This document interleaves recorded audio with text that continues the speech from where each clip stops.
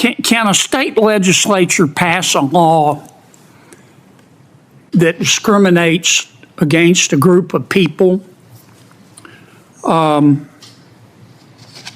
over another group of people for inferior treatment? Well, Senator, the federal Constitution and the state Constitution both contain protections against various forms of discrimination. But can a state legislature say we're going to treat this group of people differently than another group of people? So I think, Senator, an example where a legislature could. Tell me first if a state can do that. Yes, a state can, for example, require a driving age which discriminates on the basis of age. To say, for example, when can a state legislature not do that? Patriots, today we've got to have an honest conversation about what we just heard in Congress. Because what you're about to see is not just a debate about budgets or immigration numbers. This is the deliberate dismantling of our sovereignty, paid for by your tax dollars. Let's break this down piece by piece because every American deserves to know exactly how the Biden administration and Democrat mayors across this country have failed you and failed our nation. First off, did you hear that story the congressman from Florida shared? In 2021, he traveled down to El Paso. He saw unaccompanied minors, children, being loaded onto buses. 30, 50 at a time just pulled out and shipped to other states. And when he tried to ask, where are these kids going? Who's responsible? He was told he wasn't allowed to question the bus driver. Imagine that, a sitting member of Congress, being silenced by the very border agents who are supposed to work for the American people. Why all the secrecy? Because the Biden administration didn't want the cameras showing kids in cages. They didn't want the American public to see the truth, that our borders were being overrun, that the facilities were at capacity, and that they had no plan to stop it. Instead of fixing the crisis, they dispersed it, shipping children to San Diego, Chicago, Boston, New York. Out of sight, out of mind. This is what Democrats do best. Create a problem, cover it up, then blame everyone else.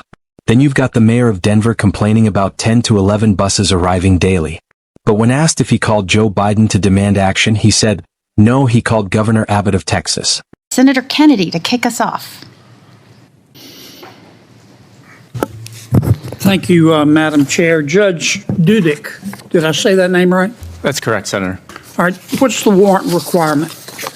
Well, before the court would issue a warrant, you have to assess to make sure that there's probable cause to either search the place. When's a warrant required? Excuse me? When is a warrant required? The general rule is a warrant is required anytime that the government wants to search a person, place, or thing. Could you speak into the mic? Oh, I'm sorry, Senator. Yeah, I said the backdrop rule is that a warrant is required anytime the government wants to search a person, place, or a thing. And to arrest you, right? There are some exceptions to that, but generally, yes. Okay. And there are exceptions to the warrant requirement for searching and arresting people, are they not? Are there not? Yes, Senator, there are. Okay. Suppose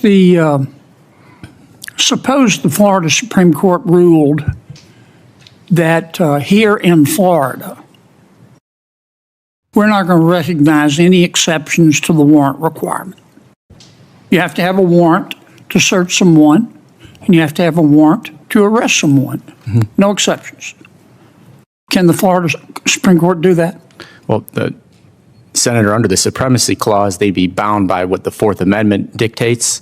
Of course, they're free to make their own requirements as it. What if the Florida Supreme Court did it under the Florida Constitution and not the federal Constitution? Well, they would still, Senator, have to apply with what the federal Constitution said. No, they wouldn't. Under the Supremacy Clause. Do you know what adequate and independent state grounds means? Sure. Of course, I would understand that they could have independent and adequate state grounds for state law, but they.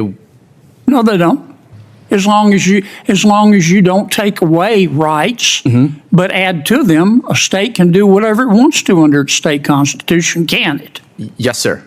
Yes, but Senator. That's not what you just said. You think the Supremacy Clause applies? The Supremacy Clause applies. Well, you want to change your answer? Senator, I would like to change my answer to the extent that I agree with you that the Florida legislature or Florida could do exactly what you said, I meant in my statement is that. Trust me, it can. Judge Pruitt, I'm sorry, I can't see that far. It's Judge Pratt, Senator. Yes. Judge Pratt, I apologize, I can't see that far.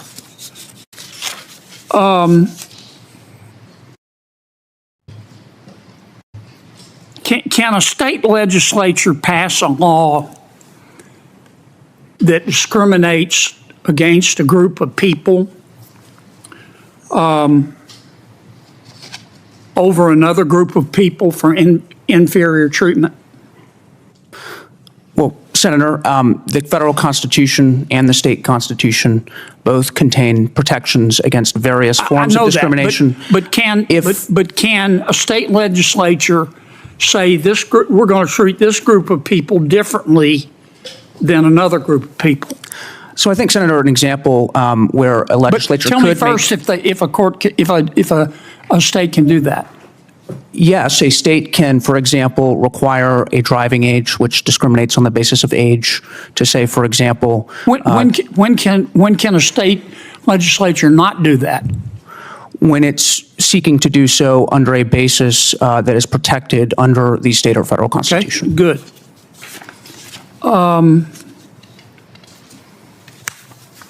Judge, tell me about the privileges and immunities clause.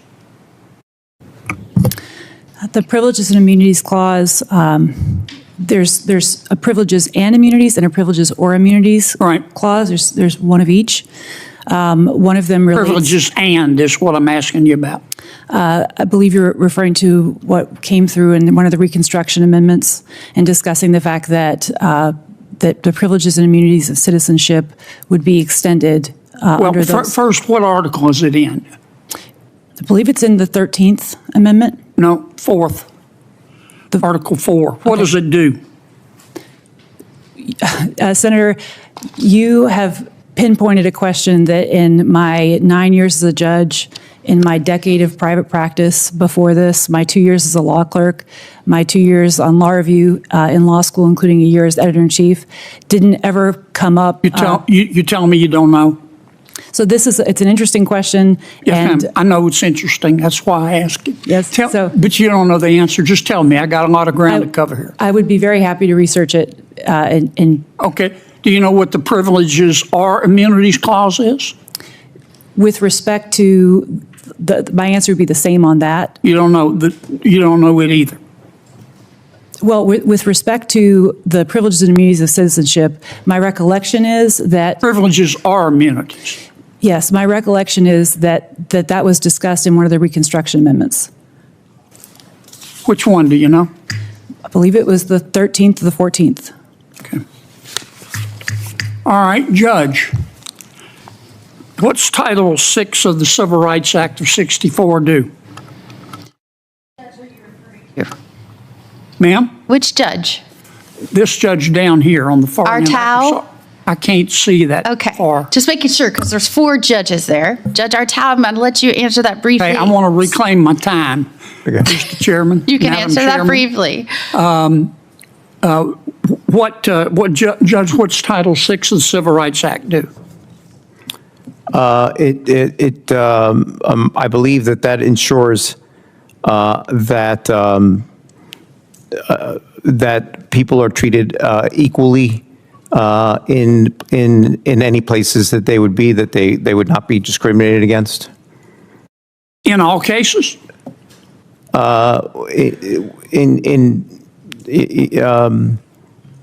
Refresh my recollection as to what you were referring to, I'm Senator. referring to Title VI of the Civil Rights Act of 1964, which you're going to see every other Thursday as a federal judge. So I believe that's under the Commerce Clause. They wanted to make sure that there was not any discrimination going on with regard to race, and that was addressing it. It prohibits discriminating on the basis of race or color or national origin under what circumstance? Do you know the answer? under any circumstances where you're providing services to people? No, And- it's only if you're getting federal money. You need to brush up on that one. I'm way over my time. Thank you, Madam Chair. Thank you, Senator Kennedy. Senator, Let me ask you this. Why is a mayor of a Democrat-run city reaching out to a Republican governor instead of the president whose policies created this disaster? It's simple.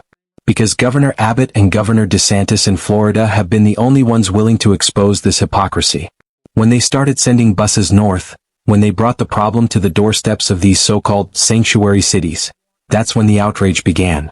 Before that, they were perfectly happy to virtue signal about how compassionate and welcoming they were, as long as it wasn't their resources, their hospitals, and their schools being overwhelmed. The congressman asked how much Denver spent. $79 million since 2022. That's $79 million that should have gone to American veterans, seniors, and struggling families. He asked Chicago, how much did you spend? The mayor couldn't even give an exact number, just said it was about 1% of the budget. 1%? You're the mayor and you don't know where the money is going? You don't know the impact on your taxpayers? Then you get to New York City, $6.9 billion spent on illegal immigration. Let that sink in. While Americans are getting priced out of their neighborhoods and can't afford rent, nearly $7 billion have been spent housing and supporting people who broke our laws to get here. In Boston? The mayor didn't even bother to track the spending. We don't ask about immigration status. You don't ask? So you can't tell your voters how much of their money is going to support illegal immigration? That is financial malpractice. This is why border security matters. This is why national sovereignty matters. Because the American taxpayer should not be footing the bill for the consequences of open borders. You heard the congressman mention Milton Friedman. He said you can have open borders or you can have a welfare state, but you can't have both. And he was right. Because if you open the borders and promise free housing, free healthcare, free everything, guess what? You attract millions of people who will bankrupt the system. And here's the kicker. The Democrats know this. They know this is unsustainable. But they don't care because in their minds the political payoff outweighs the cost to you. They want dependency. They want chaos. Because it empowers them. Patriots, this isn't just incompetence. It's deliberate. And you have to ask yourself, which side are you on? Do you stand with the politicians who think your taxes, your schools, and your community should be sacrificed for the sake of political theater? Or do you stand with the Americans who believe in borders, in law and order, and in putting our people first? Because as the congressman said, America has to choose. We can either secure this nation or watch our taxpayers get robbed blind to prop up a failing system. I know where I stand. I stand with the rule of law. I stand with the American worker. And I stand with every patriot who's had enough of being lied to, sold out, and ignored. It's time to secure the border. It's time to protect taxpayers. And it's time to remind every politician in Washington that they work for us, not the other way around. Thanks for watching. Stay vigilant. Stay strong. And God bless the United States of America.